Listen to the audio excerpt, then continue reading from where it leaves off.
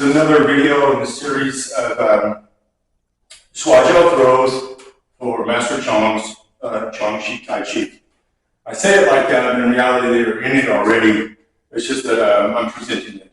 So in his forms, his original long form without the leg skills, is he's teaching people and he's applying it. He's discussing throws and leg skills and how to articulate the Shuai along with the Tai Chi.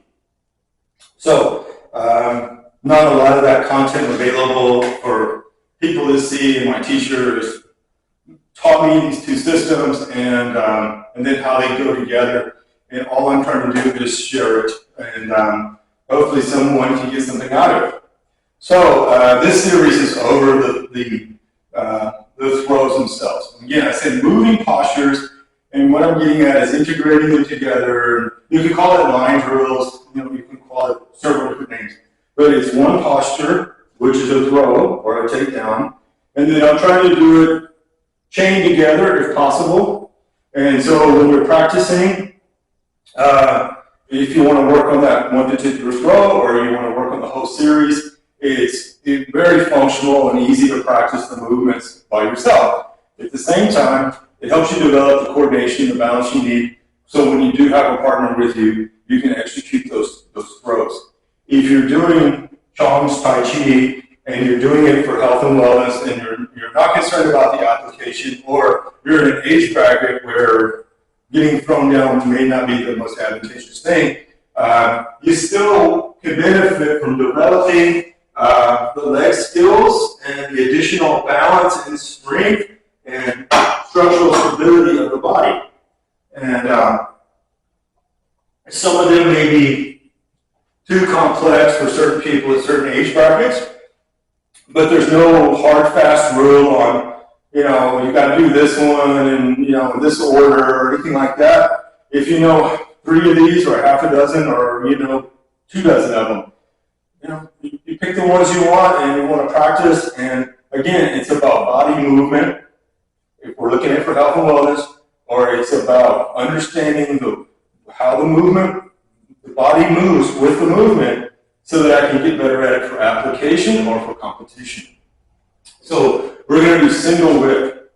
And if we're looking at it as we'll say as the Tai Chi movement, we're looking at it as the throw application. I'm going to call it forward kicking. You can call it scooping, right? Same thing. So if I did it in Tai Chi, it would look like this, right? And so this is symbolizing grabbing something, right? If I'm going to do this as this piece is forward kick for these pieces, I'm going to do it this way. So I'm grabbing his wrist, this hand is on his shoulder. Now you can do the leg 2 different ways, and I'm going to show both. So I do this move, and look, I can make a full swing. And I recommend practicing it both ways. There's another part about me turning my head, but we'll discuss that in a minute.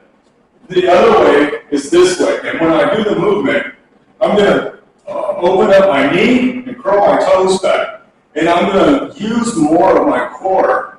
So the other way, doing it this way, I'm highly relying on momentum, right? When I do it this way, I'm relying on core strength, momentum first, and then core force power. Turning the head, super important. You can do these moves this way and not turn your head, but I want to turn my head in the direction that he's going to fall. It's also going to help me to engage my core more. So here, like this.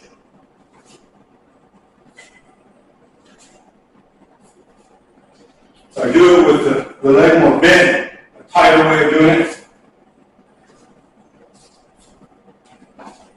My teacher would say, you're looking at your rear heel. I'm looking down here. So I have to turn my hip far enough that I can see that heel or that foot. Another thing, if you're doing it, here it is a sweep just this way, right? You don't necessarily have to bend the elbow as much, but I recommend it on both of them, right? So it's like, the more I bend this elbow in toward my hip, the more I'm going to engage my core. If it's just out here, I'm losing that aspect that I could potentially be using, right? So, if I do it slow, right, I'm going to pull this in, turn my head, and lift the foot. And if you do Master Chang Shuai Chiao and you're watching these and you don't do any of the Tai Chi stuff, try it slow. And you will see how the stabilizer muscles and the connective tissue is fighting to hold you up. When I'm using momentum, I don't, yes, all of those things are still working, but I ride the momentum, we'll say. When I end up doing it slow, I really have to let the muscles move through the range of motion. It's very beneficial to my balance and developing my stability. So this is a great one to practice. And again, 3 of them, or 5 of them, or I don't know, maybe you got this room is narrow and long. And so it's, I can do whatever, 5 or so this way, but I could probably do, 25 that way. So anyway, but, and you can vary them, but again, swing the foot. You see how I'm leaning my body. So head turns, elbow goes down, my body is at an angle, and I twist on the cord. So a bunch of little mechanical things going on at one time. But if you want to get good at a throw that you can use, so the whole premise of Shuai Chiao is I develop this particular throw and then I branch out from there, figuratively and literally. Meaning I'm getting good at this throw, people can contend with this throw, so I have to learn a combination or a counter or a neutralization movement. If striking and kicking is involved, I have to be able to flow from the strikes and the kicks in or away and be able to execute my throw. If you think of the Tai Chi, it's the same way if I'm looking at it for application. Meaning, if I want to use the Tai Chi, I need to understand this posture, how it works, how other things connect to it, and how it can be, we'll say, adapted or modified in the moment that I need it.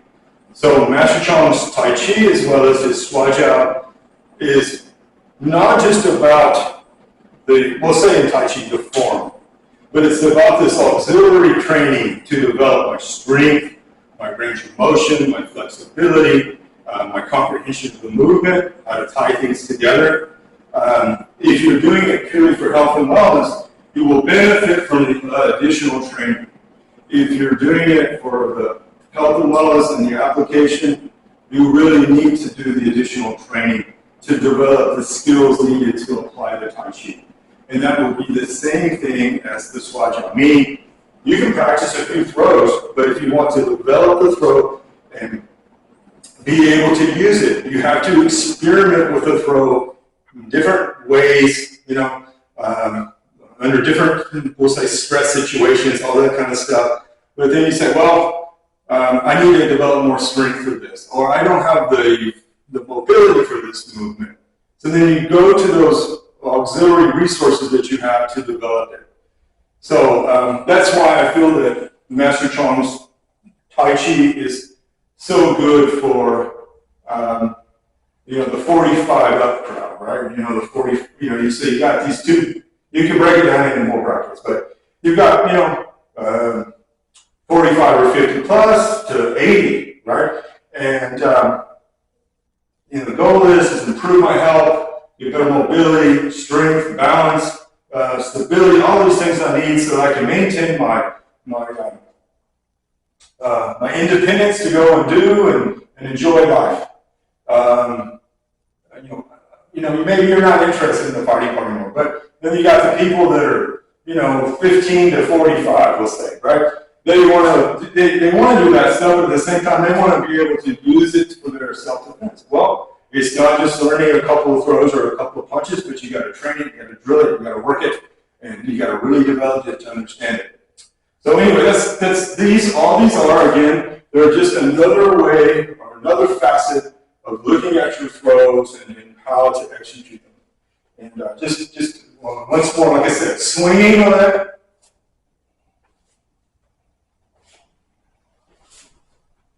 And I'm pulling the knee in like this. See? So when I scoop this thing up,